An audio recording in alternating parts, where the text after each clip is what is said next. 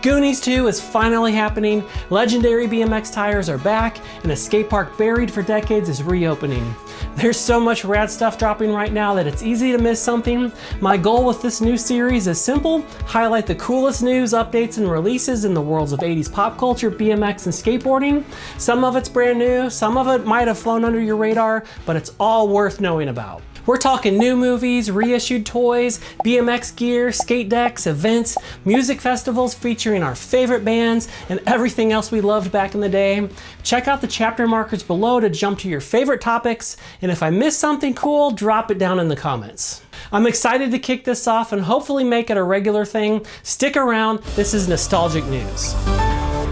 Okay, let's kick things off with some pop culture news, movies, toys, music festivals, all the stuff we couldn't get enough of back in the day, and that we still can't today. Starting off with a story I've personally been waiting on for decades, Goonies 2 is officially happening. Steven Spielberg and original screenwriter Chris Columbus are both back on board, and some of the original cast have expressed interest in returning.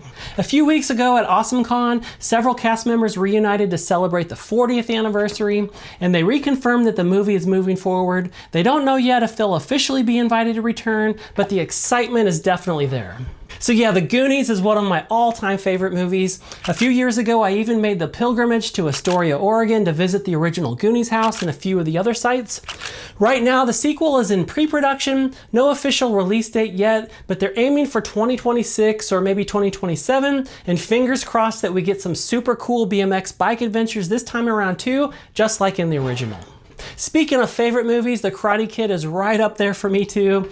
And if you're a fan like I am, you're gonna be excited for this. The next chapter is almost here. Ralph Macchio and Jackie Chan are teaming up for The Karate Kid Legends, hitting theaters May 30th, 2025. This movie is meant to tie the original Karate Kid saga together, the original films, the Jackie Chan reboot, and even Cobra Kai. Early behind the scenes buzz suggests that we'll see connections between Daniel LaRusso, Jackie Chan's character Mr. Han from the 2010 reboot, and maybe even some new students. Speaking of all-time favorites, if The Goonies and Karate Kid are in my top 5, then Pee-wee's Big Adventure is easily my number 1. And if you're a fan too, here's some really cool news. HBO is releasing a 2-part documentary called Pee-wee as Himself on May 23rd. It's built around interviews that Paul Reubens gave before he passed, telling the story in his own words, from the creation of Pee-wee Herman to the highs, the lows, and everything in between. If you loved Big Adventure or Playhouse growing up, this is gonna be a must watch. And yeah, I actually visited a bunch of Big Adventure filming locations in 2023, including Pee-wee's house in Pasadena. It was a total bucket list moment. I love that story. And speaking of Pasadena, the Cruel World Festival is happening May 17th right there in Pasadena. And if I could only hit one music festival this year, this would be it. We've got New Order, Go-Go's, Devo, Madness, and a bunch more of our favorites. Just an absolutely killer lineup of legends. And if you can't make it west, no worries.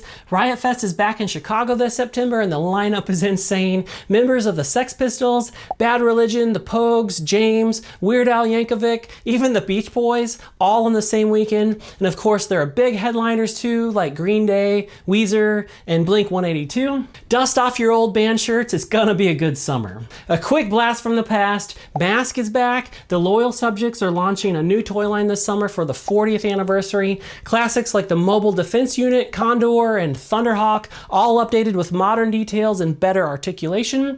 Pre-orders start July 1st at Big Bad Toy Store with wider availability this fall. I always wanted these as a kid, but never got any. I'm definitely going to be picking up a few. If you ever wanted a second shot at these, now's your time. And one final pop culture update, the legendary Jolt Cola is coming back again, but this time as an energy drink, 200 milligrams of caffeine, a bigger 16-ounce can, and a zero sugar option. No official release date yet, but it's supposed to drop sometime soon, just in time to fuel those old school skate sessions and BMX jams. All right, now that we're properly caffeinated, let's hop on our bikes and roll into the latest BMX news.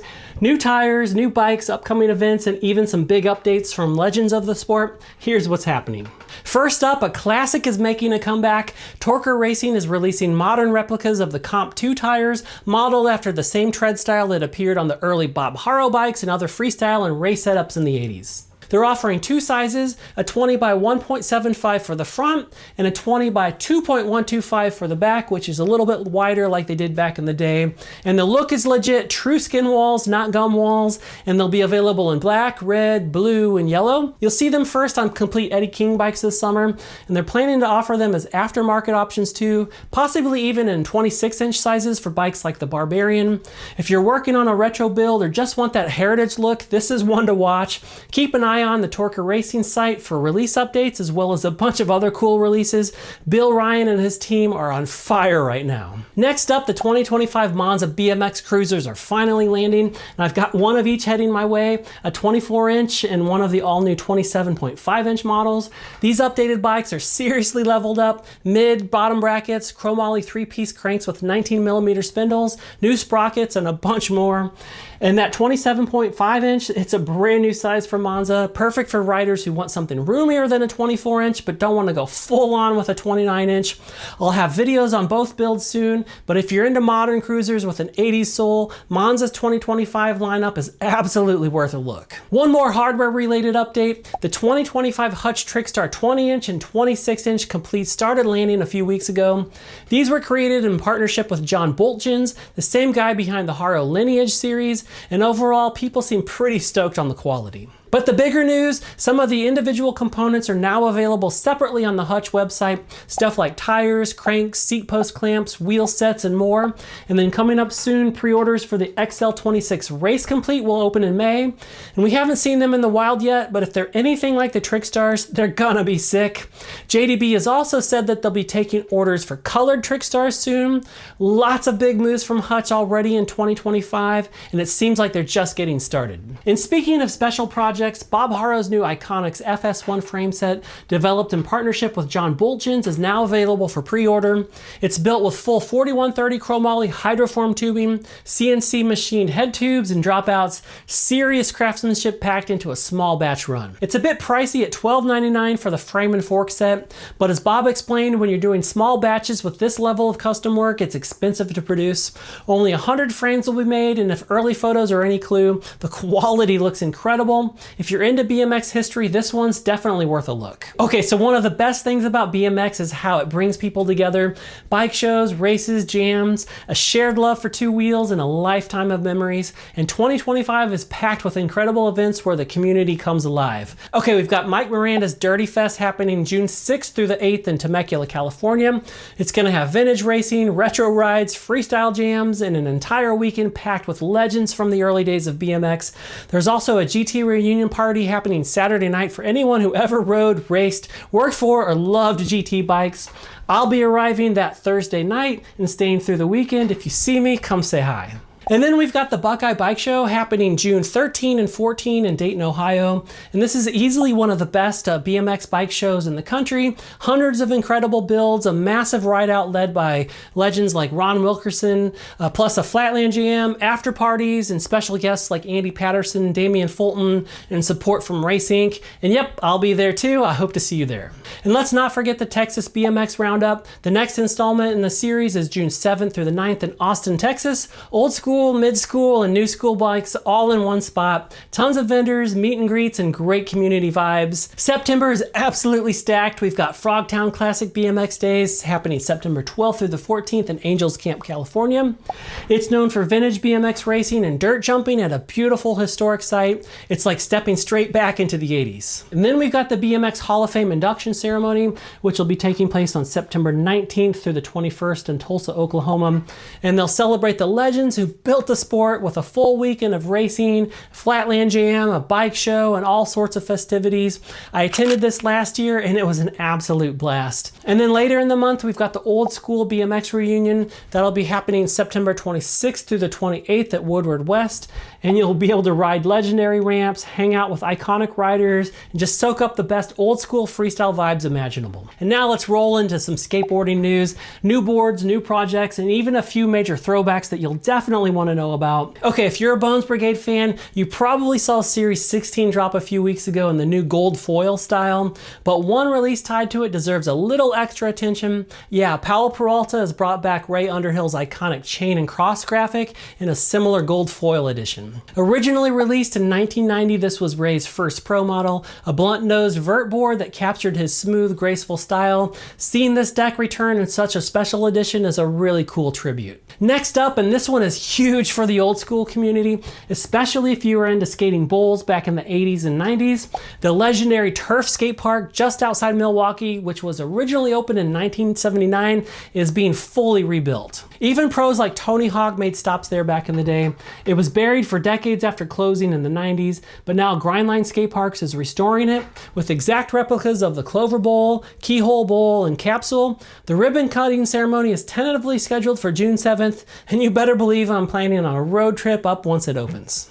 And Valterra is back with Marty's 80s board like you've never seen it. To celebrate 40 years of Back to the Future, Madrid is reissuing the iconic Marty McFly Valterra deck. This one features newly tooled wheels and updated copers, which are way more accurate to the 1985 setup, and collectors are stoked. Pre-orders are still open now, and boards ship on Back to the Future Day, October 21st. I can't wait to get mine. All right, Christopher Hiett, who's been skating 80s shapes like the Mike Vallely and Steve Size decks for years, he officially turned pro for Powell Peralta. His first pro model just dropped, and it is absolutely beautiful, featuring artwork by the legendary VCJ. The board is part of the Flight series, lighter, stronger, and built with modern tech, but shaped with clear old school inspiration. I love how Christopher bridges the gap between old school style and modern riding. If you're not following him, check him out. He is super rad. If you're into retro skating, especially the roots that made the 80s boom possible, there's an upcoming docuseries that you'll want to watch out for.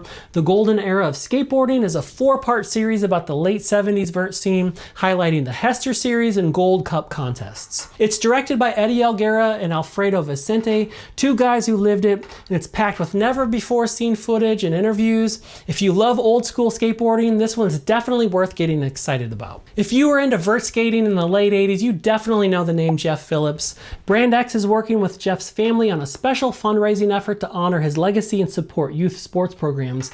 They're releasing hand-screen decks, shirts, and other gear, with proceeds going to nonprofits that empower young athletes. It's a meaningful way to celebrate a legend while supporting the next generation. So we all didn't grow up with Tony Hawk games, but for a lot of us, they helped rekindle our interest in skating later in life. Activision is remastering the Tony Hawk Pro Skater 3+4 with upgraded visuals, smoother animations, and all the classic levels, plus some new surprises. It's dropping on July 11th on all major platforms, and I really enjoyed revisiting the games in the 1+2 version that came out a couple years back, so I'm stoked to play this one too. All right, that's a wrap for the first ever episode of Nostalgic News. Thanks for hanging out with me. I hope something in this episode made you smile, brought back a memory, or gave you something cool to look forward to. If you haven't already, hit subscribe to catch the next Nostalgic News drop. And if you'd like to help fuel the channel's growth, pick up some merch from the nostalgicneighborhood.com. All right, thanks again, and we'll see you in the next video.